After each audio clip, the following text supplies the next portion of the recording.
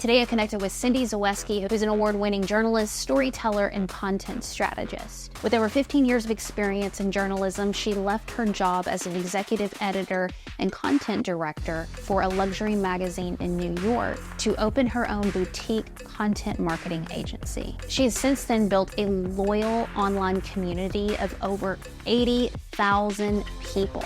She helps founders connect their expertise and passions through authentic storytelling. Get this, all while rejecting conventional niche marketing. In today's conversation, you're going to hear the one thing that will kill a story, why the hero's journey is beep on social media, and why you and your audience, we all share a common enemy. This, my friends, is Cyndi Zaweski. As a journalist, when you're looking at the holistic story, like identifying the key parts, how do you help folks identify what's the actual important thing to share?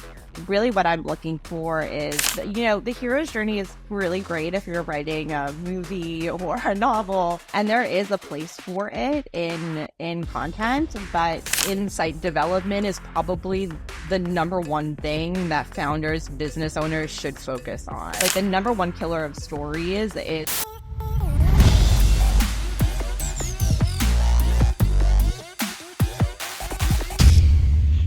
Cyndi Zaweski, it is an honor to have you. I have a ton of notes here of things I want to ask you.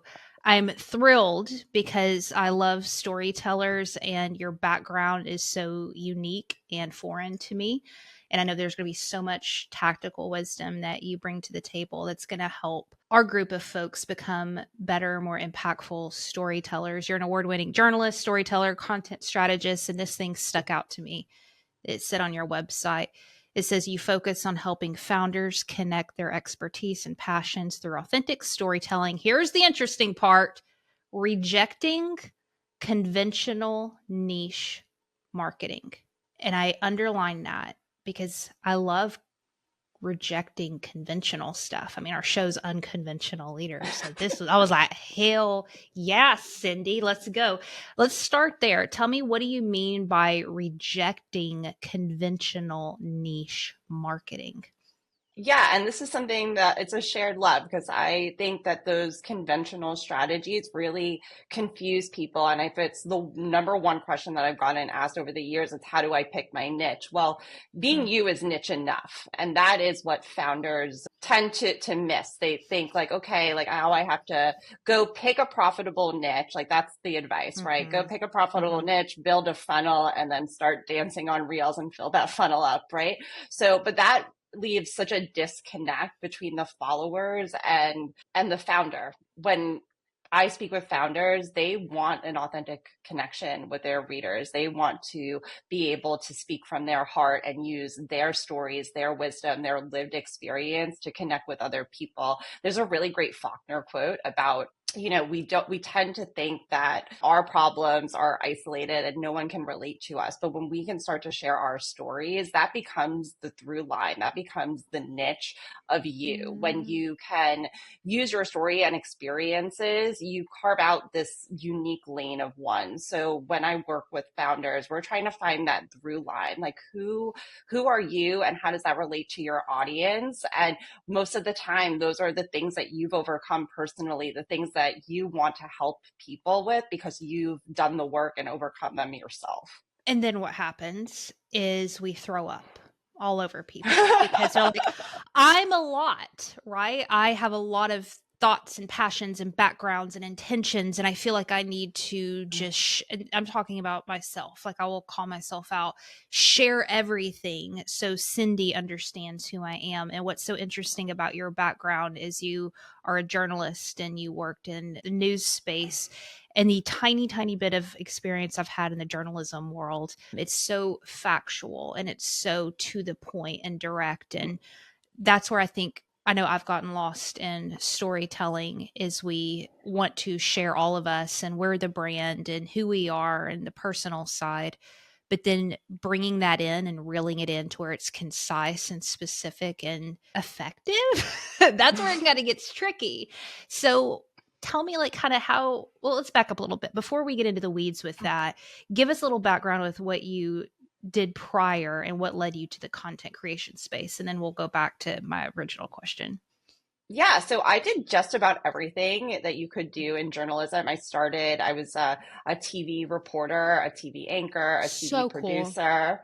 That's so cool.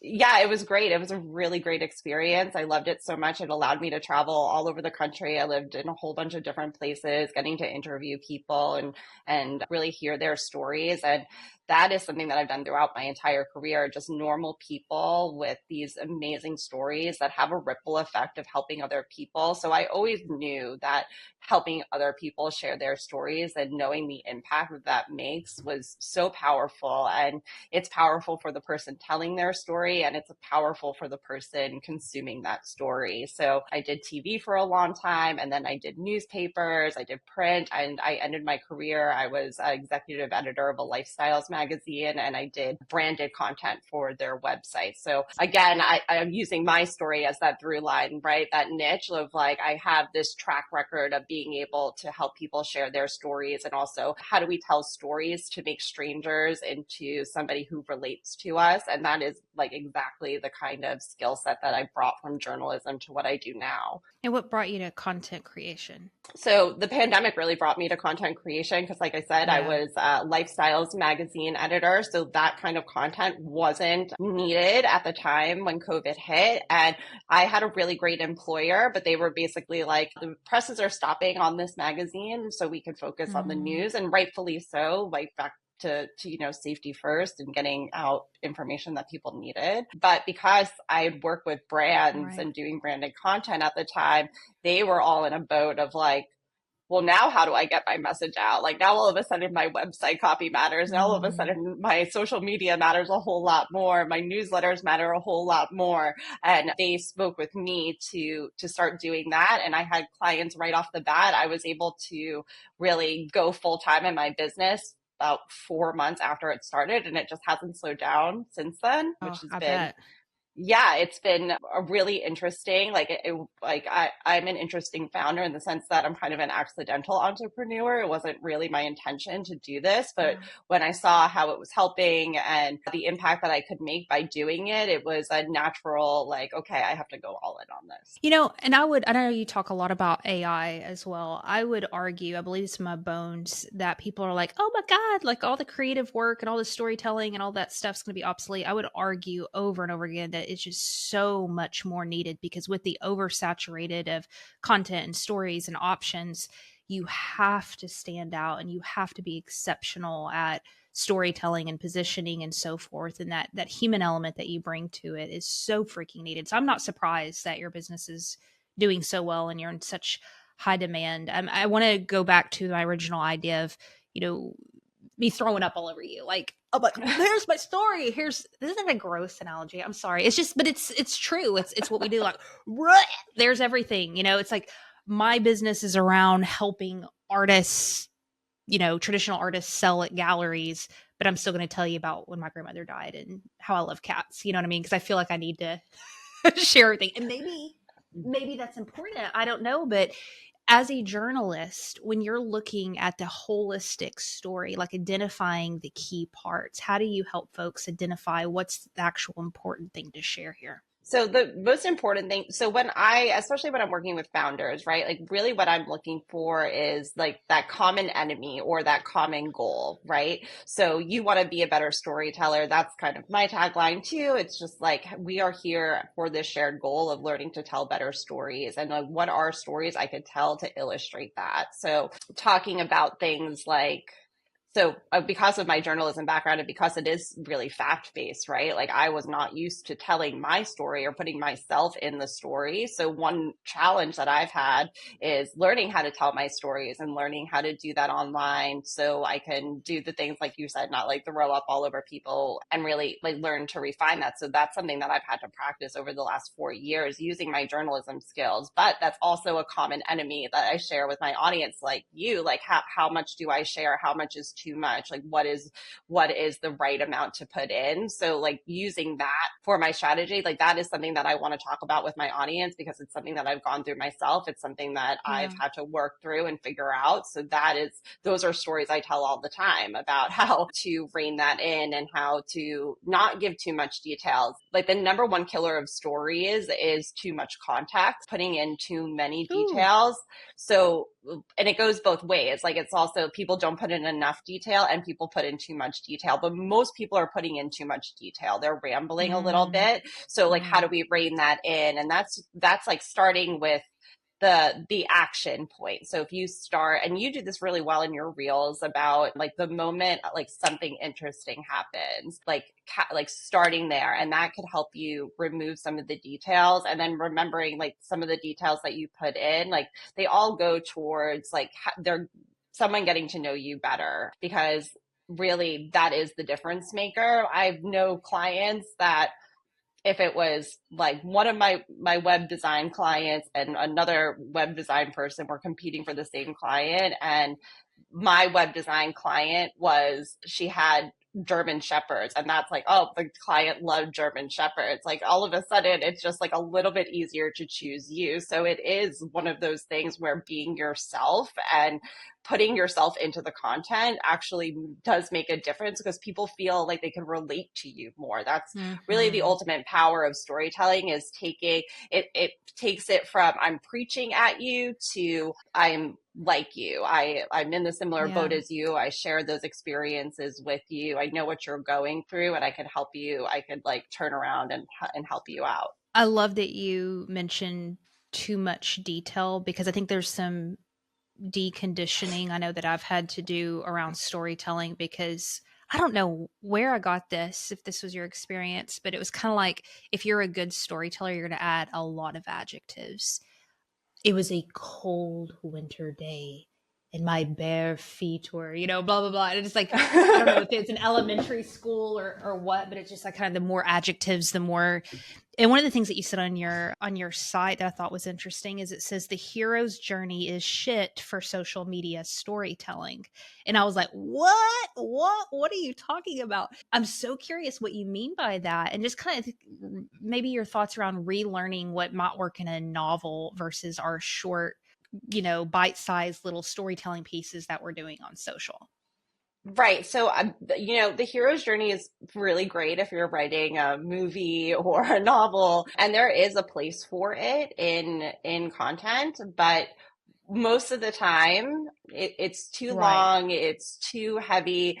People just want to know, like, if you like, I hate to oversimplify, but this is really like, I always want to get people to the foundation of like, what is storytelling? And I'm sitting at my desk alone and I'm trying to write this story. What can I do? So I try to think of like, most of the time when you're telling a story and you're doing it for sales or you're doing it for marketing, you're really looking for a before and after. So some sort of like, this is how it was, this is how it is now, here's like what I learned, here's my insight, here's my big takeaway from that before and after. And you could do it for yourself, like old me, new me insight of how I got there. Or you could do it like, this is how the industry used to be, this is how the industry is now, here are like 3 ways where like you could tweak a little bit to stay current, or something along those lines. Because to me that really like it solves 2 problems of like, I don't know what stories to tell, I don't know where to start, and also too many details that tend to just bog down when you're trying to write on social media. I almost think, especially if you're new to storytelling or you're learning storytelling and you're in your head trying to figure out, okay, here's the hero's journey and here's like Sage and it's almost too much. When you go to write a caption, it's overwhelming and you're going to put too much in it because you're trying to do it like so perfectly. And I just want to strip that all down, because really like what you're doing is giving somebody this transformation, giving someone that before and after. That's really at the heart of storytelling when you're doing it for social media, for a newsletter, for short form content. What are you asking yourself when you're about to edit something? Oh, the two things that I always say, like when you're going to edit a story, like 1 point per story, like you have a message. So did I make my message clear? And how do I want people to feel when I'm reading this? That's Like so good. when they read this, are they getting the point and are they feeling the way that I want them to feel? And if those two things are really clear, then I know it's going to be a good story. That 1 point is so good, but it feels so hard sometimes. I wonder why that is. Like, you would think, I'm just reflecting, this is a messy, not even a question. It's just wild to me. Like, I know sometimes when I'm doing my chair reels and stuff, I've had to make the practice of putting, I forgot the word that I use, but it's like the point. And I'll have to force myself to write the sentence of what is the point here? The takeaway. That's what I always put. Takeaway, because sometimes there's so much like meat in this idea that you want to share, and it's so challenging figuring out what is that one takeaway. But it's like, if you don't establish that, it doesn't make it shareable, and people don't, it's not super valuable. So this is messy, but I'm curious, like, when you have like a general idea about something, like, let's say, recently I just did this thing on Jack Black. He wanted to be a rock star, and then he decided through a series of events that he wanted to become a comedian. And so there's this idea that sometimes the conventional path isn't for you, and you can make it in a weird and strange way, that there's another secret sauce for you. And I just explained it in 48 seconds to you, and I need to condense that down to like 10 seconds. But you just saw how I mumbled it. I'm like, it's like, you know what I mean? And I want to get better at that. I want to get better at being more direct and intentional with what I'm trying to say. I know it's a reps game, Cyndi, but coming from your world, your expertise, how do we start kind of shaving down what we mean and, I guess, standing in it?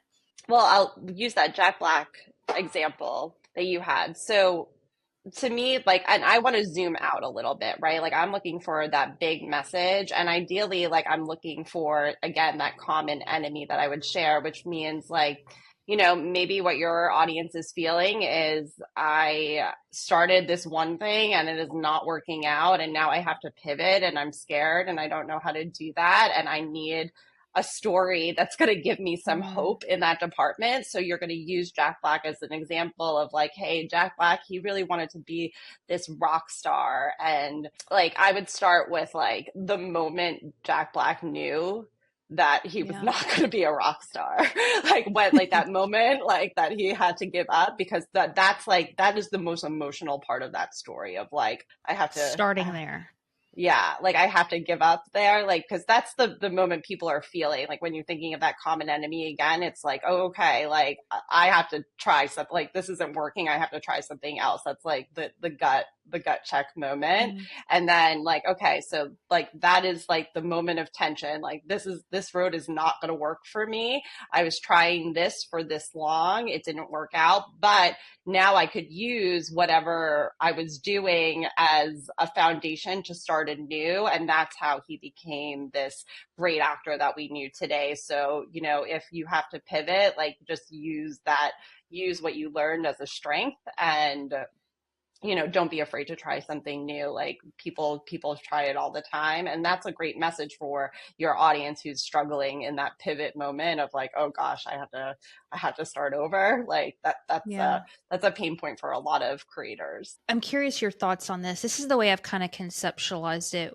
with my own storytelling. And again, this is in the context of short form video, which is different than newsletters or something like that. But I'm with you. It was Matthew Dix. He wrote Storyworthy. He was on the show a few months ago. I'll link it up in the show notes. But in his book, he advises exactly what you're saying. He says start at the closest to the end as possible. Like that moment of change, start your story there. So that's what I've been doing in the videos. Your intuition is to preference everything and give context. So like give a big introduction, then get to the moment with Jack Black. And the way that I've kind of reframed after talking to him is I put the moment of change at the beginning and then add more context kind of afterwards. Would you agree with that approach, or is there another way of viewing that? No, that's exactly how I would think of it too. And I love Matthew Dix. Like, I love reading Isn't he his book. cool? He is so cool. He has like the best TED talk ever. I love Mm-hmm. it. But yeah, like that's like what it is. It's like you're starting at the moment of tension and then you could add in those details. So that's going to help you refine the details, right? Because you're only going to add the details that make that point clearer. So then you're not giving too much, right? So Yeah. that is a great approach to doing it, and I find that that really helps me refine all those details. So good. Okay. This was wild. And I'm paraphrasing here. I heard you on another interview. You were talking about when you were in the newsroom, you would have a story, like let's say, at 10 o'clock, 10 a.m. or whatever that comes out. You'll put it out in the world. You would get feedback from it. And then based off that feedback, you would learn a little bit more about that story and then maybe sometimes find different ways to position that story for the next time you told it at 6 o'clock or whatever. And I'm paraphrasing here, but it was this idea that in journalism and news, you can put something out there, you can get feedback, and then you can kind of refine it.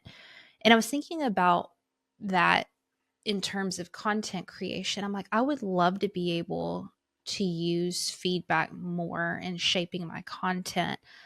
But what's happened, and I don't know if anyone else listening, if you guys have experienced this, hit me up. I feel you. When you have generic feedback all the time. Now, I'm grateful for emojis. I'm grateful for people tagging people. Like, that's so cool. Thank you. But when you don't have a lot of feedback where you can play off of it and adjust, my question to myself is my content really good? It may be getting a lot of response, but is this good responses? And I'd love to hear your opinion on this. If y'all put out something in the news or something like that and it's just all in agreement, is there a red flag there? I think that's a really interesting point because yeah, like if I was in the newsroom and it was like all like this is great, like I would know that that was probably a red flag because it would probably be biased. Yeah, um exactly. yeah, so but I think it's a little different for, people online because people online like an emoji, even though it's not like the best reaction, like that's still like you've caused some emotion and people aren't always going to be apt to like pour their heart out in your comment section. But if you're like, okay, like I got this emoji, it's like these heart eyes, like what would make people light up like that? So like to me, that is still a pretty valuable response. Like some of those like great posts, whatever, some like that kind of stuff. I'm like, again, like you said, always grateful for the feedback. But then I'm like, what does make it a great post? What does do that? But usually like because for me like a good, because even if you're not getting a ton of engagement, if you're getting some pretty solid comments on the content, like that's like content that I know will scale because I'm like, okay, Yeah. I'm getting like an emotional reaction or somebody feels the need to add on to the conversation of like, oh, Mm. I did this in my own life, or I can try this. Like, I'm like, okay, like this is great. Like, this is something that like somebody could use or somebody relates to. Then I know I could dive a little bit deeper on that subject. And, you know, even when I am getting emoji eyes or something like that, like I do know that that content is emotionally resonant. And again, because I really try to do one point, one emotion that I'm trying to get, like that helps me measure a little bit of like, okay, if I'm wondering like, is the emotion that I wanted people to have, and usually I'm going for something like I want to give people an aha moment. I'm like, Hmm. okay, like did that translate? Like are people like, yes, I could use that. Like that was explained in a way that I can understand and implement. That's how I know like the content's going in the right direction and I could kind of lean into more of that. But I understand what you're saying about, maybe not getting the best feedback from Hmm. from people on the internet. But that's a little bit of like, how much is your audience comfortable telling you stuff too? Like I have people who have been with me for 4 years and they will just tell me everything, right? But like newer followers, like they're a little bit more reserved in the beginning, and it's kind of about making that space where they feel kind of comfortable to share their opinions. Mm. How do you make people feel more comfortable to share their opinions with you? I am really into my community. I love talking to people. I answer every DM. I answer every comment. I genuinely like want to know. And like after a few conversations, like even they're just short, like comments back and forth, I find that people are super happy to open up to me. They'll DM me, they'll email me, and that just helps me make my content better. So I'm always thrilled when I could foster those conversations. You know, one thing that people tell me all the time is like, oh, big creators never answer me. I can't believe I got an answer from you. And that's always interesting to me because I feel like, you know, these people help me make my content better. So I'm always like thrilled to have that conversation. You grew a really big following in a fairly short amount of time. Do you credit that to storytelling specifically? I do. I really think that I've been fairly transparent about what it is that I'm good at and also what it is that I'm not good at. Like I know that people aren't following me for business advice, and people have seen me like transition my business just this year. I pivoted from an agency to a personal brand, and I talk about that all the time, and that's something that again people do relate to, but at the same time they know like I'm here to help them tell good stories. Like that is my mission. That's why I'm here. And I could be transparent about the way that I'm doing different things. But yeah, being able to tell my story of the ups and downs, just being as transparent as I possibly can. Again, like that's been a trick for me of like how much is too much to share. And it's something that I've learned over the years of like hitting that right spot. And now that's something I could pass on to other people. But it was because I was able to figure it out myself. And I do a lot of that in real time on my stories and my captions. I do think that people like over the years have like genuinely got a sense of who I am and what I put out into the world. So yeah, I think the storytelling has really helped me form that bond because I think that I don't come off as perfect, and I'm not trying to be this perfect business owner or this perfect content creator. I'm really trying to help people tell better stories. And as long as I stay true to that mission, then I don't mind looking a little bit like I'm not the perfect example. And I think that over the years has just made it so easy for me to get clients and subscribers and followers and you know just people genuinely interested in what I'm doing, and that's been a huge benefit for me because I can experiment with my content a little bit. I could talk about different things that I want to, especially now that I'm working in more of a personal brand and I'm talking about things like the anxiety I have as a creator and how I burnt out really bad earlier this year, and how I'm changing my content like how I create content to not let that happen again. And I could talk about those things and people like I'm not an authority on burnout, right? I'm just a person who overcame it, and I'm a person who creates content. And now I'm passing off that wisdom. Like, hey, like I've tried a gajillion things. Like here are the two that worked for me. And I also tell people like this did not work for me. And I think it's just again like that open transparency that allows me to talk about the things that I want to talk about and the things that matter to me that are also important to my audience, and we can grow together. Like for me, I think a lot of it is leading by example, like, you know, holding yourself accountable and trying new things, like saying, hey, I have this problem in my life and I'm going to go try to fix it. And then I know you're struggling with this too, because you're also creating content and trying to tell your story. So this is what's working and this is what's not. And I think that openness of leading by example and not being like, again, not being the perfect example, just being real about it has really made my business what it is. And I never have to worry about like yeah, there are ups and downs with algorithms, but I feel like pretty much for these past 4 years, my engagement's always stayed pretty consistent. I'm always able to get new subscribers. I feel like because of the way that I've done that and with storytelling, I've kind of, you know, allowed this for this consistency. I'm so happy. It thrills me that you say, I can do this easily. I love hearing someone say that because I feel like there's so much, and I know that there's ups and downs and whatever. Like I get that. I don't hear many people say that. And there feels like and this is where we get into the deep stuff. I told you at the beginning, I said, we get into deep tactical stuff. Here we go. There is such and understandably so, like a panic, a sense of lack, sometimes a sense of worthiness, when we're putting out a lot of stuff, we're trying all the things, and things aren't coming easy. And I'm curious what shifted to make it your mentality that this is easy. There is a flow here, because I know there's a tactical side. Like, yes, you've become a great storyteller and you've learned how to utilize that. I would argue, Cyndi, and tell me if I'm totally off on this, that also too internally there's probably something that shifted inside of you to be able to step into a place of ease and confidence and whatever, way you want to put it. What shifted in you?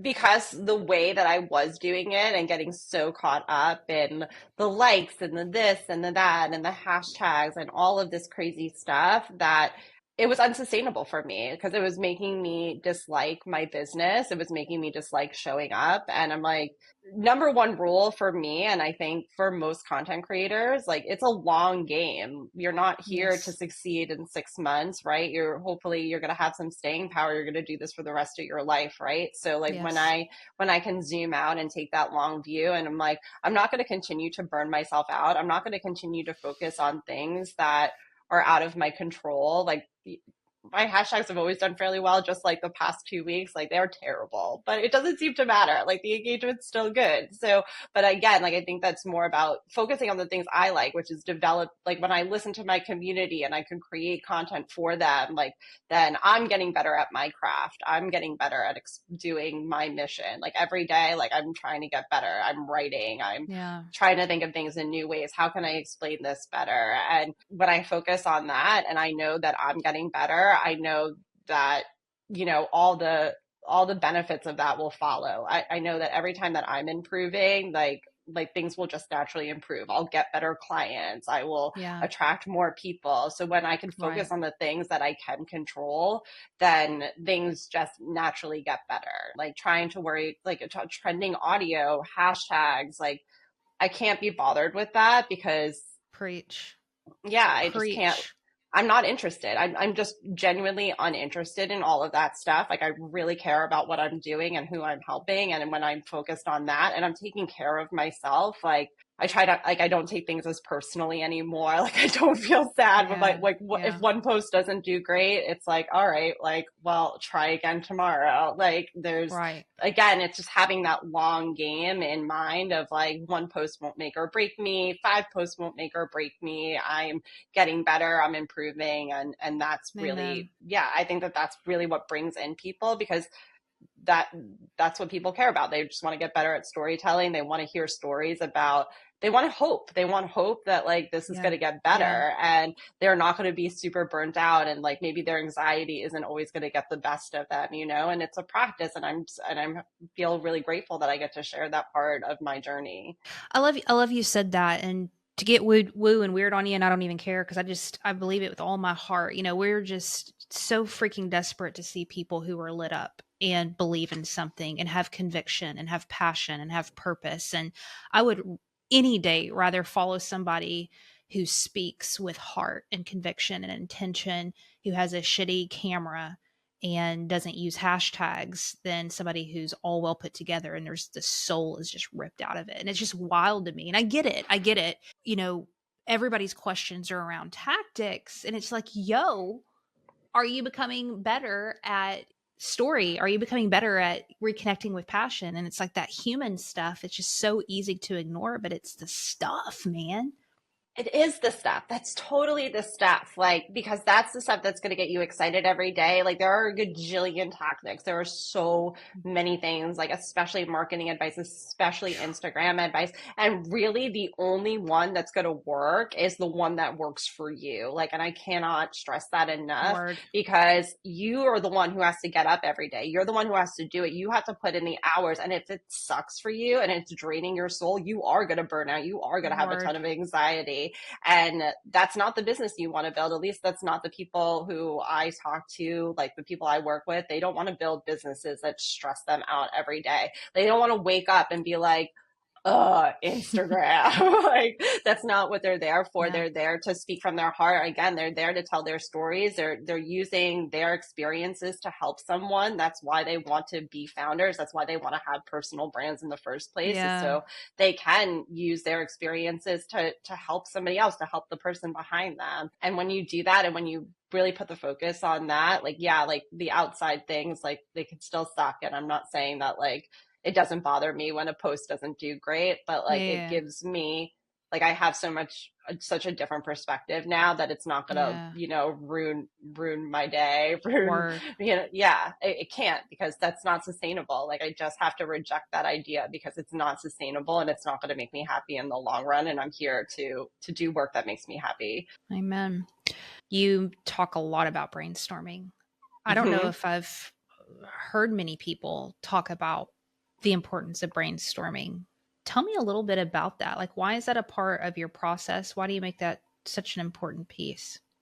Because I think insight development is probably the number one thing that founders, business owners should focus on, especially with AI. There's so much information. Insight over information is the motto. Because if you can be the person that takes all that information and filters it through the point, the mission, and you can give people some insight into how to do it better, or some insight on how to change their perspective so it feels better, you've done so much for that person, and you're not hurling information at them. So a part of the brainstorming, right, is like, you take, an idea, maybe you've come across an idea, maybe you saw another creator do it, and then you have to run it through your lens, like your perspective, your experiences, your way of looking at the world. And then you're going to come up with something that's different. Like, that's the only way that you're going to come up with an original idea. I think sometimes people think like, oh, original idea might fall from the sky, but it usually happens when you're thinking about something somebody else said,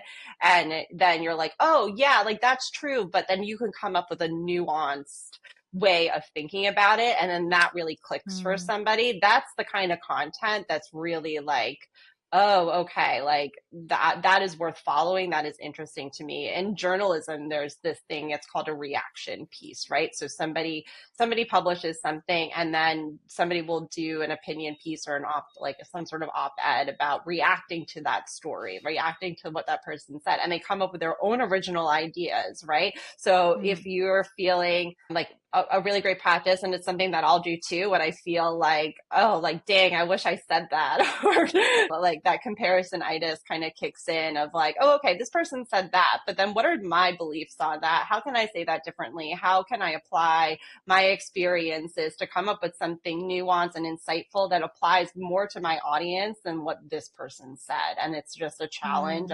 Again, like, that's like the part of that self-improvement, and like constantly getting better, refining your ideas, like brainstorming with yourself about how to find that nuance, that insight, because I think that that's really what great content is made out of nowadays. I love this. I love this idea. And I was very challenged when I heard you talk about it, because I realized I don't spend enough time in brainstorming, ideation, wrestling with my thoughts. I've been conditioned, and it's served me. It's served me really well, just taking a lot of action, being very action oriented. And I jump off a cliff and build a plane on the way down. You know the meme. Also, I know there's a lot of missed opportunities where I'm not really tapping into another side of creativity and exploring nuance and ideas. And walk me through how I would maybe do this tactically. So this afternoon, I'm going to be doing some writing for content.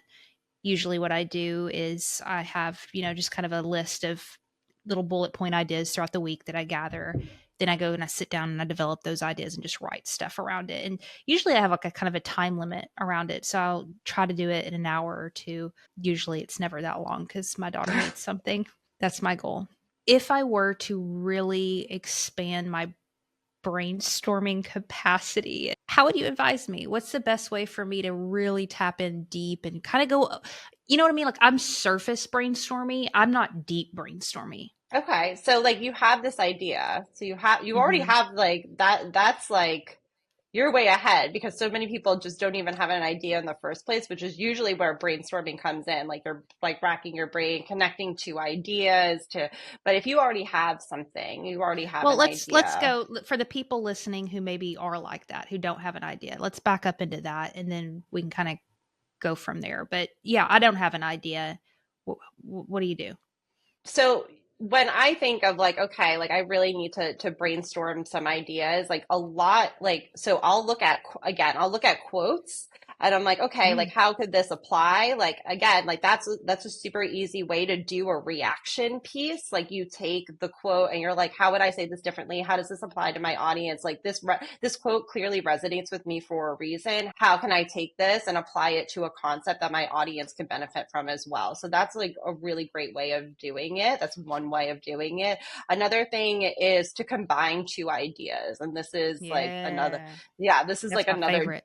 yeah, so good, right? Like that's just such an easy way of coming up with an original idea, is like, oh, Jack Black was pivoting. And then I saw you had another one that I really like with Stephen Pressfield about like, what was it? Like, put your ass where your heart is. I love that. Put your ass where your heart wants to be. Yeah. And like to me, like that is almost like, okay, like that meshes, like, because like he was like, he's gonna put his ass where his heart is, and he's gonna still try Mm, and still keep going. And like to me, that's a story of resilience. And I'm like, oh yeah, yeah. people, and I love telling stories of resilience because that's what we all need, right? We all need that, like, yeah, get up and go. Like we can do this even if we get knocked back down, and we can keep going. I often tell stories of resilience because of that. So like that's like an interesting way of looking at that those two pieces again from a different lens of like, oh yeah, like so we could talk about Jack Black from this, like how he pivoted, and that's one piece of content, or we could also talk about like how to be resilient when things don't work out the first time. Yeah.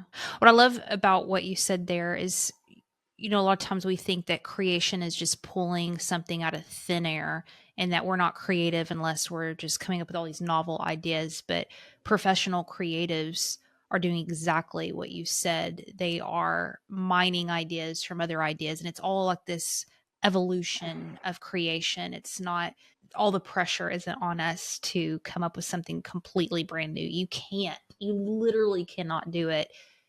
Mine for ideas through other creators and other people. I love that. So I have a spark, an idea. Let me give you one. Cyndi, let me give you an idea and then tell me how you would brainstorm through this to make it better. Where's Heather's list of ideas? This is kind of like a little seed. I have little seed ideas. So you know how you're talking about like kind of finding things that you have a reaction to? I actually Mm-hmm. did. I have this deep reaction to, how people say you need to be everywhere all the time. You need to have a presence everywhere. You need to be on LinkedIn. You need to be on Twitter. You got to have your Snapchat. You need to be everywhere. My personal value system, I hate that. Like, I'm like, you can't be. If you're a solopreneur, you're going to water down your message. You're going to get burnout unless you have a team, or you're Gary Vee and you don't sleep. Like that irks me more than anything. And I've been sitting on this thing for a long time. Like you have to be everywhere all the time. And so it's like a little seed idea. It's not even like, well, it's just something that I know I want to talk about.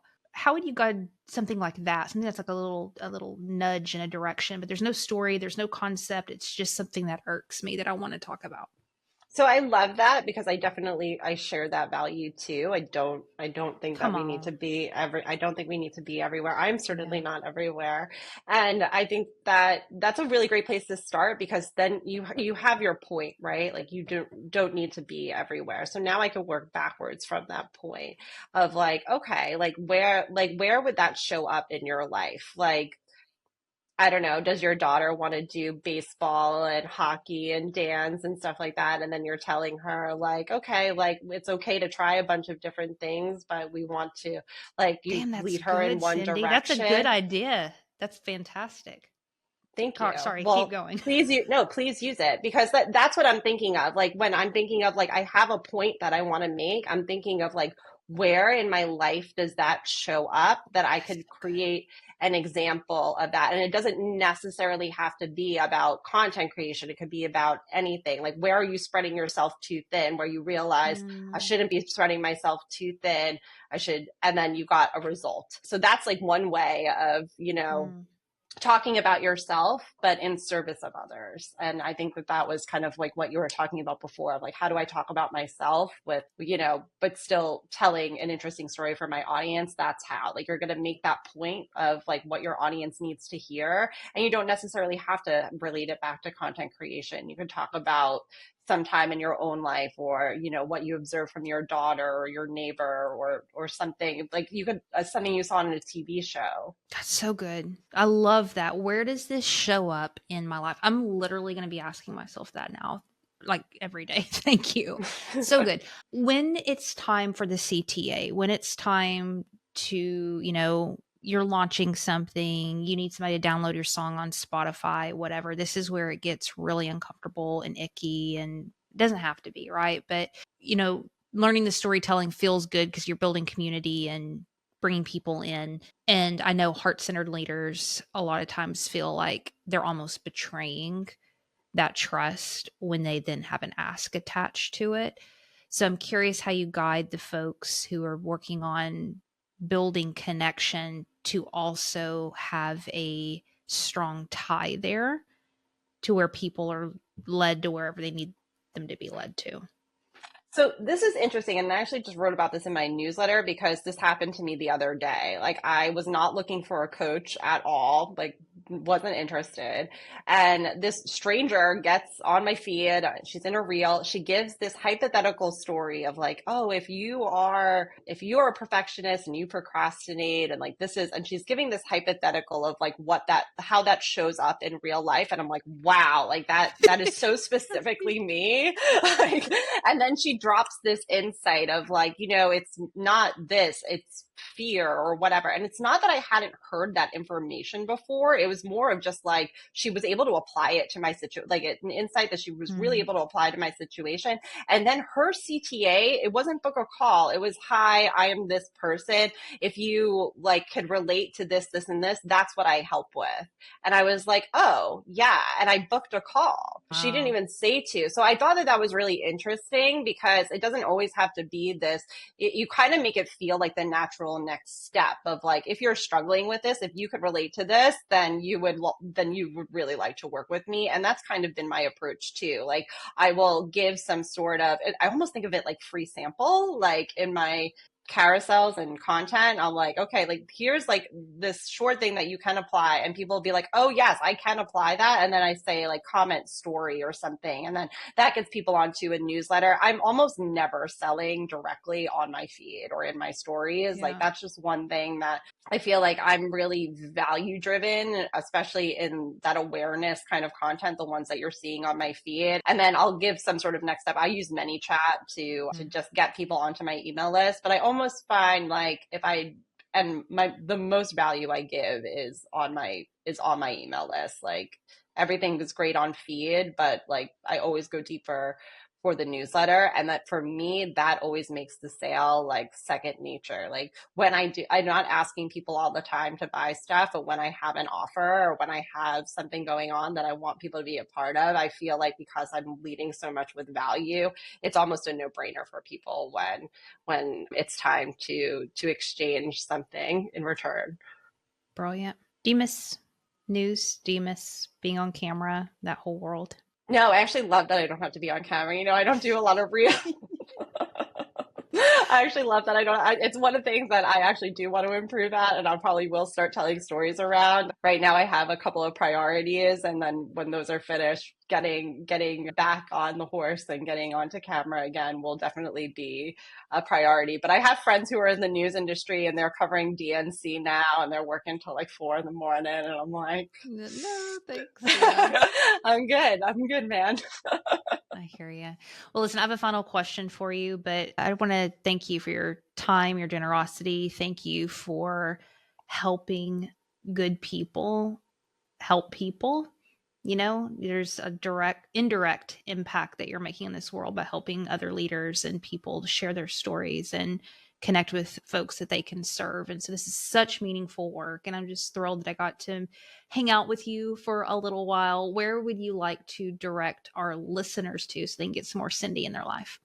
Sure. Well, I'm on Instagram at Cyndi Zaweski. My website is cindyzaweski.com. I have the weekly Storycraft newsletter, and it's all about stuff like this, really practical storytelling frameworks, prompts, how to apply them in your own business. I love news you can use. So actionable is my middle name. And yeah, if you want more like that, you can just find me at Cyndi Zaweski pretty much anywhere. Excellent. That'll be linked in the show notes. Last question. What is something in your life? It can be related to what we're talking about. It can be completely random, big, small, that you are deeply questioning in this season of your life. Right now, what I'm really questioning is, and it kind of goes back to like that showing up everywhere, is scale. Like how far do I want to take my business? Like I love what I have. I love what I have. I love my community. I like posting 3 days a week. I like having this newsletter that I'm really committed to. Right now, I'm working on a course that I really care about. And, like I'm always interested in this concept of like infinite growth. Like that's such an American thing and maybe like a capitalist thing of like, how far can we take it? But also like knowing in your heart, like when's enough? Like when can you just sit back and enjoy? And like right now, I'm just really enjoying. It. My husband decided to take off a couple random days, like just this week. He's like, I'm just going to take off. And I'm like, you know what? I'm going to take off too. Mm-hmm. And instead I have that freedom to do that. And, I could really, again, just focus on the craft, focus on that course. Like I'm going to take like 3 months to do it. And I don't care that it's taking that long. I'm going to enjoy it. It's going to be valuable. I'm going to be super proud to share it. And right now I'm just loving the content that I'm posting. I don't mind only showing up 3 days a week. Yeah, it just feels really good. It feels really sustainable. And, maybe when the course is over and I don't have that on my plate, then I could start, posting 5-6 days a week again. But just knowing that this season can just be what it is and I can just enjoy where I'm at right now instead of pushing, next thing. Like that is both satisfying and also like an unlearning and unconditioning of like, we have to go harder. Yeah. So that's what I'm playing with in my mind right now. Girl, that is so freaking relatable. I literally have chills when you were talking. There's this idea of potential, and your fullest potential. And I've noticed that I've linked me busting my ass 24/7 working with reaching my potential. And I've just been really questioning that. I'm like, what if I reach my potential by not, keeping myself so busy? What if there's a higher level of action, of, spirit, of mindset, of all this stuff? And you're 100% right. The way that we've grown up, the industries that we're in, the messages that we're being taught is just, it's this never ending rat race. And when is enough?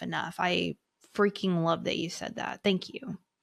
I'm glad it resonates because I definitely think it's something that we should think more about because mindset and spirituality and taking care of yourself, like when you're taking care of yourself, you show up so much better. So like, and I feel like it does translate into business. I'm taking great care of myself. I'm showing up 3-4 days a week. When I show up, it's good stuff because I'm taking care of myself. And when I'm there, I can be present and I'm not always thinking about the next thing. I'm just really in it and I'm really practicing what I do and I'm loving what I do. And I'm trying to silence that voice in my head that's like, do more, be everywhere, So yeah, I definitely, I understand that. But always when I'm taking care of myself, my business does better when I take care of myself.